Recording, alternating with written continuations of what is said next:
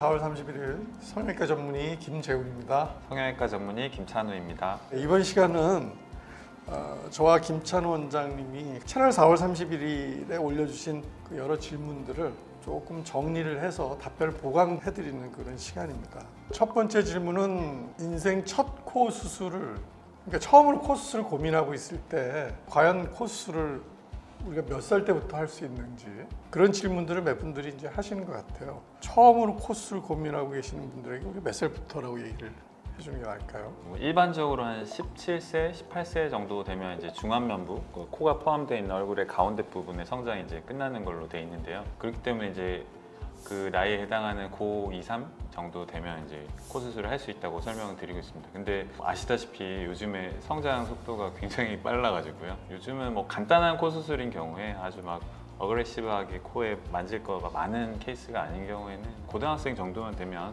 간단한 수술을 할 수 있을 거라고 생각합니다. 과거보다는 좀 연령대가 빠르게 그 수술을 요구하시는 분이 있는 것 같아요. 특히나 우리나라는 예체능에 대해서 우리가 그 분야를 고려할 수밖에 없어요. 뭐 입시도 있고 우리 한류 문화 때문에 오디션 이런 것도 많이 보기 때문에 무조건 어렸을 때는 안 된다고 하기에는 우리나라 문화적으로 수술 문화가 좀 바뀐 것 같아요. 그래서 물론 아주 심한 뼈가 휘어 있거나 아니면 선천성 기형이 심해서 뼈를 많이 건드려야 되는 수술 이외에는 조기에도 수술을, 간단한 수술을 권할 수가 있는 것 같습니다.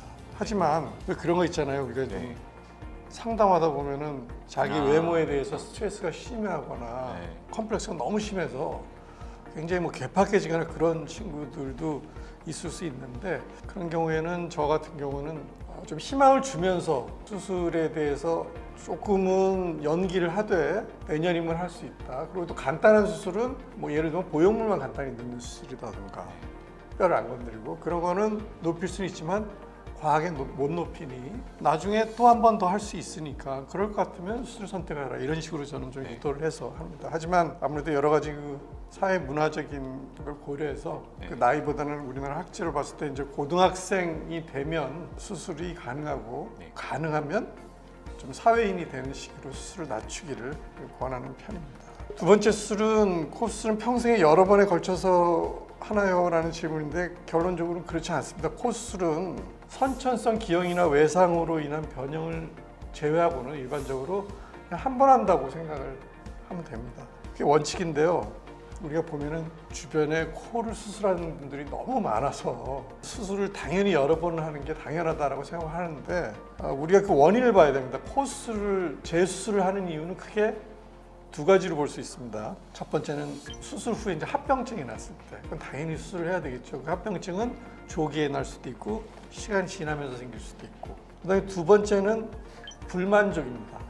본인이 수술한 모양에 대해서 불만족이 있을 때 재수술하는 경우가 꽤 많아요. 그래서 이 불만족으로 코를 수술하는 경우에는 사실은 우리 현대인이 미용 성형을 누리는 입장에서 일종의 본인이 요구할 수 있는 권리거든요. 그래서 그게 잘못된 일은 아니라고 생각합니다. 그게 원칙적으로 뭐 수술할 필요가 없더라도 미용적으로 자기가 또 바꾸고 싶으면은 재수술을 하려고 하는 경우가 많기 때문에 주변에 재수술하는 사람들이 많아 보이는 거지. 하지만 원칙적으로는 한 번에 끝낼 수 있다고 보는 게 맞죠. 김찬우 원장님은 코 재수술하는 경우가 어떤 경우, 이게 비율이 어느 정도 돼요? 이렇게 재수술하는 경우는 타병원에서 수술을 하시고 이제 재수술을 상담하시는 경우도 많이 있는데, 비율상으로 보면 예를 들면 코가 좀 구축이 진행되고 있다든지 뭐 보형물이 뚫고 나온다든지 이런 합병증인 케이스들이 열에 한 7건 정도 되는 것 같고, 수술하셨는데 뭐 좀 모양이 좀 마음에 안 들어서 별 문제는 없는데 별 문제는 없는데 모양이 이렇게 좀 바뀌었으면 한다. 그래서 이제 그렇게 상담 오셔서 수술하는 케이스가 열에 한 3건 정도 되는 것 같습니다. 그러면 어떻게 유도하세요, 주로? 사실 이제 뭐 특별하게 수술을 하시지 않아도 되는 케이스들은 잘 설명을 드리고요. 예를 들면 이제 본인이 생각하는 아이디어란 모양은 있는데 그게 현실적으로 구현이 될 수 있을 건지 아닌지도 사실은 저희가 잘 살펴드려야 된다고 생각하거든요.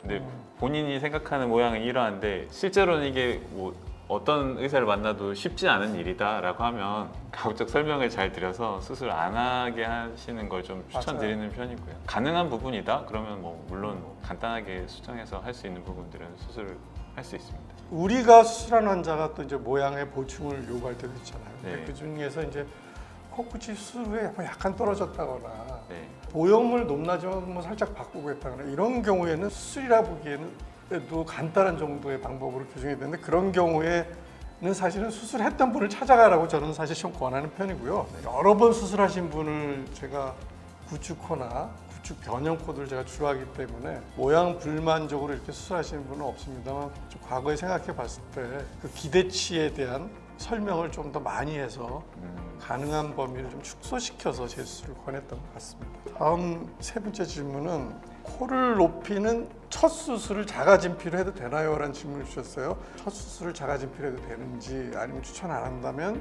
그 이유를 좀 물어보시는 분이 계셨습니다. 자가진피 이용한 수술이 첫 수술에 불가능하다 이건 아닌 것 같습니다. 내 몸에서 어딘가 떼내서 수술해야 되기 때문에 특히나 이제 엉덩이 진피 같은 경우도 떼내고 나면 이제 절개했던 흔적이 남을 수밖에 없고 그런 것까지 고려하면 굳이 첫 수술을 자가진피를 이용해야 되느냐에 대해서는 저는 개인적으로 살짝 의문이 있습니다.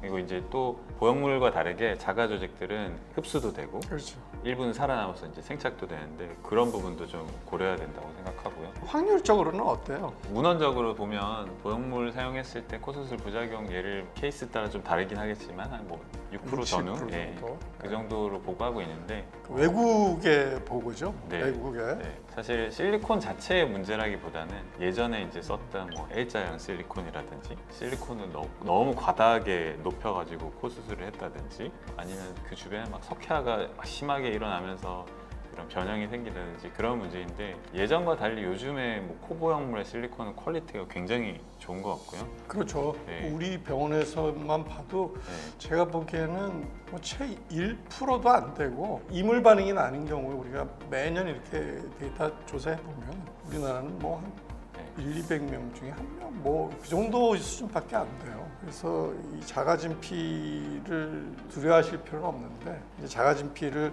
처음으로 할 때는 아무래도 공여부에 네.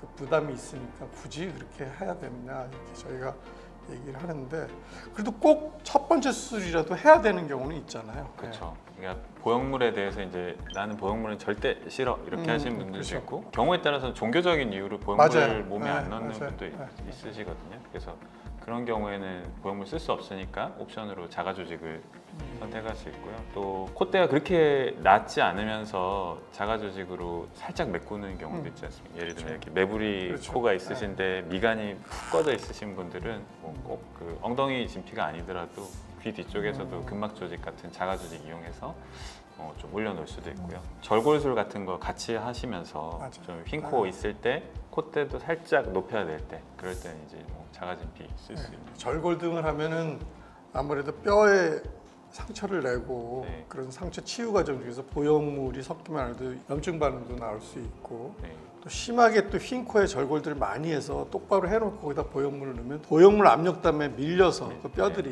네. 밀릴 수가 있기 때문에 그런 경우에는 이제 자가진피를 써서 자연스러운 코를 만들 수 있는 거죠. 환자분이 본인이 제일 중요하게 생각하는 게 어떤 건지 의료진과 함께 상의를 해서 네. 그 방법을 결정하면 될 것 같습니다.